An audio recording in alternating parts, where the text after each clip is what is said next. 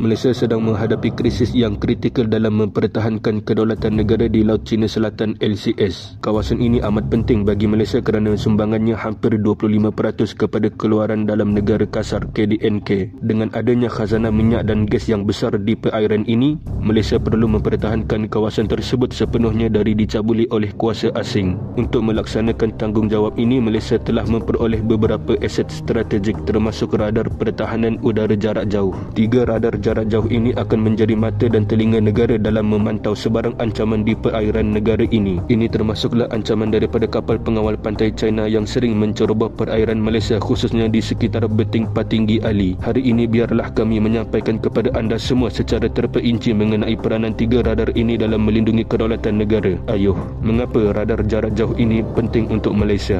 Radar ini akan memberikan Malaysia kemampuan untuk mengesan pergerakan kapal asing di Laut Cina Selatan secara berterusan 24 jam sehari selama 7 hari tanpa henti. Ini membolehkan Malaysia bertindak segera jika terdapat cubaan pencerobohan ruang udara atau perairannya. Radar GM400 yang ditempatkan di Bintulu, Sarawak berupaya mengesan sasaran sejauh 515 km. Selain mengesan pesawat, radar ini juga berkemampuan mengesan drone taktikal dan peluru berpandu. Ini memastikan Malaysia sentiasa peka terhadap sebarang pergerakan yang mencurigakan di kawasan perairannya.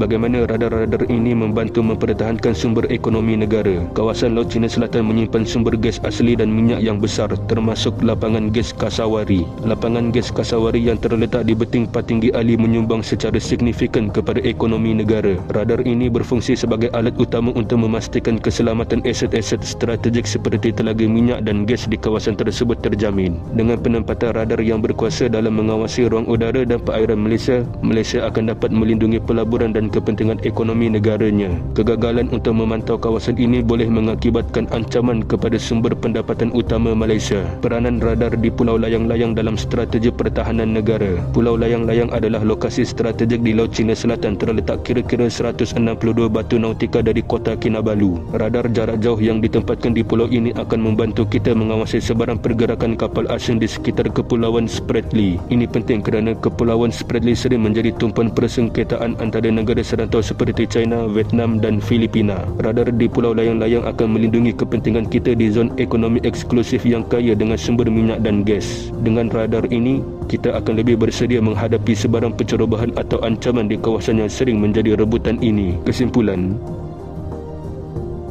radar-radar jarak jauh yang diperolehi oleh Malaysia adalah aset kritikal dalam menjaga kedaulatan negara. Radar GM400 di Bintulu AN Palang TPS 77 di Labuan dan radar di Pulau Layang-Layang akan memastikan Malaysia mampu memantau sebarang ancaman dari luar selama 24 jam selama 7 hari tanpa rehat. Dengan keupayaan radar yang canggih, Malaysia mampu mengesan dan menjejaki pesawat, drone dan kapal asing dengan lebih efektif. Radar-radar ini juga memainkan peranan penting dalam melindungi kepentingan ekonomi negara, terutama dalam sektor minyak dan gas. Keberadaan radar ini menunjukkan komitmen Malaysia untuk mempertahankan perairan dan ruang udara kita daripada sebarang ancaman. Pelaburan ini bukan sahaja memastikan keselamatan negara tetapi juga kestabilan ekonomi Malaysia. Justru usaha pembelian dan penempatan radar ini demi kedaulatan dan kemakmuran negara adalah perlu dan sukar untuk dielakkan memandangkan keadaan yang begitu kritikal dan tidak menentu di Laut Cina Selatan.